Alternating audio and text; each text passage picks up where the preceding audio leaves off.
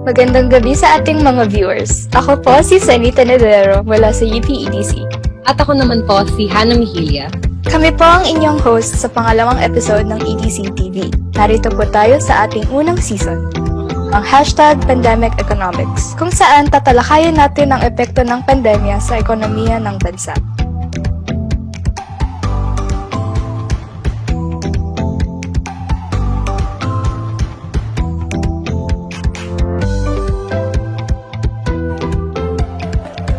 Noong nakaraang episode ay napag-usapan natin ang naging epekto ng social distancing sa mga Pilipino.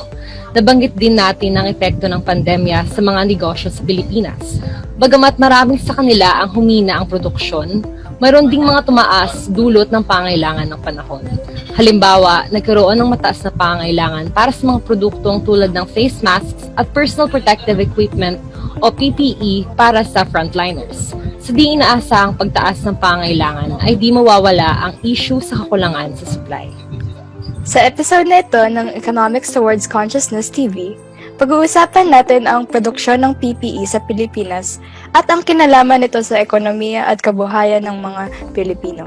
Para mas maintindihan ang epekto ng paksang ito sa ating ekonomiya at sa mga ordinaryong Pilipino, mapalad tayong makasama ngayon ang dating miyembro ng UP-EPC na si Russell Matthew de la Cruz, isang BS Economics graduate ng UP Diliman at ngayon ay nagtatrabaho bilang Technical Assistant sa Philippine Competition Commission. Mayroon siyang first-hand experience sa PPE production at narito siya para ibahagi ang kanyang kaalaman sa usaping ito. So, good evening, Russ. How is everything? How is siguro yung work-life balance ngayong pandemic? Okay, so I guess compared to the first few months, I've adjusted quite well. So, yun. Okay naman lahat. Oh, that's really good. That's nice to hear. Yes. So, delving on to the topic for today. So we've heard that you've had some experiences with handling PPE production. So for this episode, parang gusto lang namin marinig kung ano ba yung naging overall experience mo doon, or like how was the whole process, ano bang mga ginawa mo doon, like what were like the objectives and stuff, etc. Ganun siguro. Okay. So, I guess, like at the onset of the lockdowns, parang doon natin nakita na parang biglang boom, parang shut down yung economy. And like, I guess, like to the eyes of many, parang that wasn't possible. Like before na, biglang mag-shut down yung economy. And then, yun, parang we were all at home na parang we were forced to watch what was happening. We were forced to like really just watch what the government was doing. And at some point, we frustrated na kasi parang to give a background, my family has a bag making business.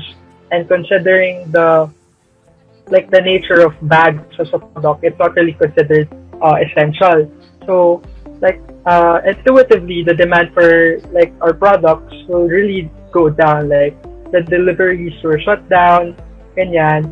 So parang parang yung main source of income namin as a family, like bigla siyang nawala. But then we were expecting like parang like a little help from not really just a little help, like help talaga from the government kasi naman na like the government like functions like a last resort of like source of funds na talaga. And understandably, the bureaucracy was really like taking so long na parang we were illiquid for a time. Then makikita mo sa like social media na like doctors, nurses were really like begging to the private sector to donate PPEs.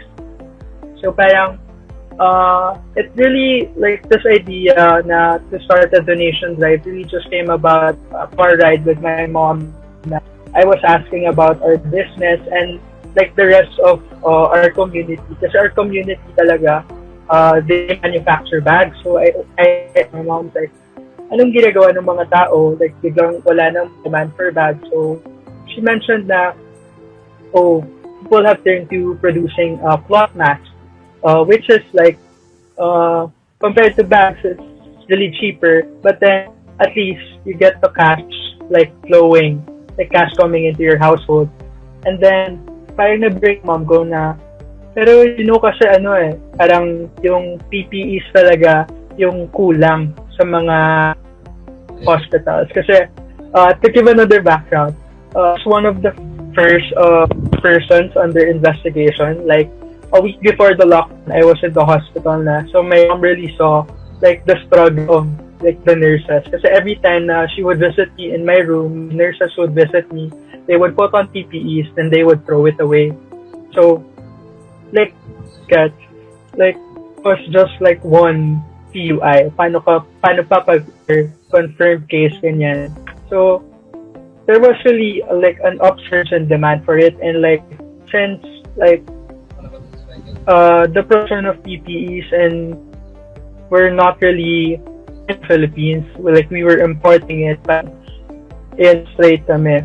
But then like I said, gawa nga kami ng bags, may background siya on how to produce what do you call that, like excuse stuff you so labo. But then parang the production of PPEs and bags won't differ nga, like from her mind. We just really had to know the like specifics, the design of it, the material you use, and she told me, hey, can you ask like people? So I started asking, I started with a Facebook post looking for PPE designs, like people who know about it. Then I posted it in ETC, then the ETC chat group, and the president during my time, Hannibal Dapan, like connected me with this person from FA, Miss Hasha Yeo, I think, and she had knowledge about clothing technology. So like I started talking to her like how to produce it, ganyan. Then she provided me with the design and eventually connected me with Manila Sewing Club group. So it's a group of fashion designers staffed by Vice President Lenny Robredo. So if you like saw the news before, Lenny Robredo, like mga February pa lang, she called on parang mga fashion designers to create a design for PPEs. And like critics basically laughed about it. Parang, why do you need fashion designers? And yan. But then like once I entered the group, like I was amazed, like wow, they created this design and they consulted with doctors then. So eventually we were able to come up with a design that's open for everyone, was disposable, and eventually it was graded medical, so was used by doctors. So I ordered that design to my mom, then like to my titas who were in charge of production. Then we created a prototype and consulted with Miss Hasia, and eventually you were able to produce our medical grade, locally made protective suits. So after that, I started looking for nurse na, and we raised about 220,000. We used about 750 pieces of PPEs. So after my donation drive, people started reaching out to me, people with their own donation drives and asking me to produce. So siguro in total we were about to produce, siguro like magugulat kayo na yung ginagamit na material for that is the material we use to create waterproof umbrellas. So like I was really like touching it, ganyan. Parang may experience when I had to like boil it just to know if it's really like reusable, kasi lalagay yun sa sterilizer, then you have to test it with the water and stuff. So it was really amazing like how it all came about. Started from knowing nothing about protective suits, and eventually nagaya siya ng ibang bag producers in the community. So I was really happy about that kasi like one, you get to help your medical frontliners, then you get to help the livelihoods of like displaced workers and all that. Then I guess yun. But then siguro for the challenges we had along the way. That material kasi, it's all imported from China din.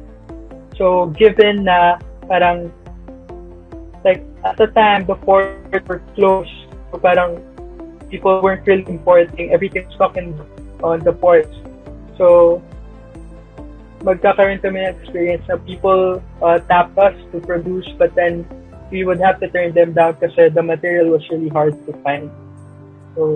So, how about, like, in the current situation naman po, like, tuloy pa rin po ba yung production, if ever? Or, like, do you still collaborate with other people who ever put up, like, donation drives? Ayun. So, parang eventually napansin din kasi namin na we weren't the only ones producing na lang. Kasi parang nangyayari dun sa Manila Protective Suit Sewing Club. Parang they had their centralized team that produce, like, that collects donations, ganyan. Pero you can, like, connect with them so you can collect your own donations and produce your own. So eventually, dumami na rin yung producers. So, like, people who were producing clothing, their bags, shoemakers, all shifted to making protective shoes. But then, we admitted naman on our side of the path, like, on our business side, we didn't have that comparative advantage, like, to get the material. Kasi, parang, yung material, like, you can't, like, just buy, like, a lot, kasi the business, so to speak, is still, like, shaky. So, you can't spend, like, so much on the material. Plus, parang, dumating yung time na tumataas yung price niya. But then, I guess, compared to when we started, we are at a much better place in terms of production of PPEs. But then, I guess you have to owe it rin to the relaxations of, like, the lockdown. So, the ports are eventually looser. It's parang when China itself, like, controlled the outbreaks, parang, like, people just started buying from China. That's what the government did. But then, ayun, I guess, like, the response, kasi parang may debates ngayon na parang, bakit hindi na lang mag-produce locally lahat, ganyan. So, I guess, if, like, yung price talaga is competitive, kasi, nung kinompute nun sa Manila, dun sa club na sinasabi ko, like, they had like, an SRP, like, breakdown, like, an average breakdown of prices. That was about 500-ish, ganun. Tapos kami, we were producing it for 450. But eventually, like, it got lower for other producers. So, I guess,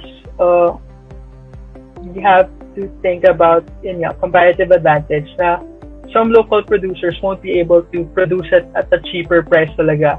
So, maybe, like, importing from abroad is warranted, and if it's faster pa, diba, that's better pa. Tapos, but then, like, I have reservations din kasi may lalabas na mga corruption issues, ganyan. And then, kasi you have to consider then the benefit to local producers na nawalan sila ng demand for their original businesses. So, that's a help then, like, for bag producers like us.